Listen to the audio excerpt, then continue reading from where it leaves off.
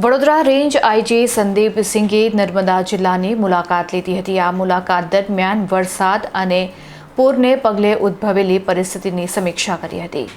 Vadodara range IG Sandeep સિંઘે નર્મદા જિલ્લાની ખાસ મુલાકાત લીધી હતી। જિલ્લા પોલીસના વાર્ષિક ઇન્સ્પેક્શન અર્થે રાજપીપળા પહોંચેલા રેન્જ આઈજીએ નર્મદા, ભરૂચ, છોટાઉદેપુર અને વડોદરા ગ્રામ્ય સહિતના વિસ્તારોમાં થઈ રહેલા ભારે વરસાદ અને તેનાથી ઉદ્ભવેલી પરિસ્થિતિ અંગે સમીક્ષા કરી હતી।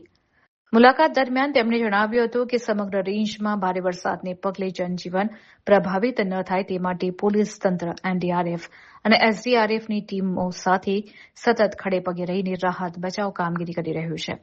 ખાસ કરીને કીમ નદીમાં પૂરની પરિસ્થિતિનું નિર્માણ થતાં હાંસોટ વિસ્તારમાંથી 255 જેટલા લોકોને સુરક્ષિત સ્થળે સ્થળાંતરિત કરવામાં આવ્યા છે।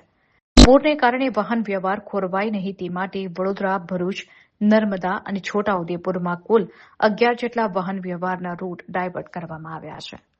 રેન્જ આઈજી સંદીપ સિંઘે ઉમેર્યું હતું કે જિલ્લા કલેક્ટર અને જિલ્લા પોલીસ વડા સાથે સતત સંકલન સાધીને કામગીરી કરવામાં આવી રહી છે।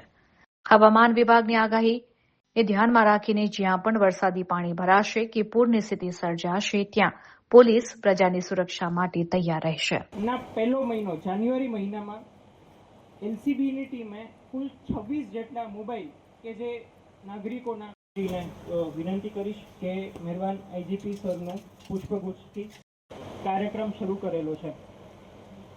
ઘણીવાર એવું જોવામાં આવે છે કે આપણી કોઈ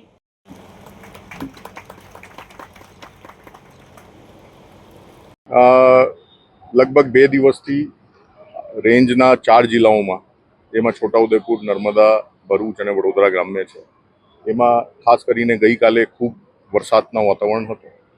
એમાં આપણે વાત કરીએ તો લગભગ રેન્જના તમામ જિલ્લાઓમાં મળીને અત્યાર સુધી 11 જેટલા રૂટ જે છે એને ડાયવર્ટ કરવામાં આવ્યા છે, એને બંધ કર્યા છે અને બીજા ડાયવર્ઝન આપવામાં આવ્યા છે। જે જોખમી વિસ્તાર છે ત્યાં પોલીસના બંદોબસ્ત ગોઠવવામાં આવ્યા છે, જેથી કોઈ પણ સંજોગોમાં કોઈ જાનહાનિ ના થાય। અને સાથે સાથ ગઈકાલે કીમ નદીમાં થોડા વધારે પાણી આવવાના કારણે હાંસોટના વિસ્તારમાંથી લગભગ 255 જેટલા માણસોને સુરક્ષિત જગ્યા લઈ જઈને સ્થાનાંતરિત કરવામાં આવ્યા છે। પોલીસના સંકલન ચારો જિલ્લાઓમાં એનડીઆરએફ અને એસડીઆરએફ સાથે ચાલી રહ્યો છે। કલેક્ટર અને એસપી બધા મળીને એમાં સતત વોચ રાખી રહ્યા છે અને જ્યાં જરૂરત પડે ત્યાં પોલીસ ખડા પગે રહીને 24 કલાક કામ કરી રહી છે લોકોની જાનમાલની સુરક્ષા કરવા।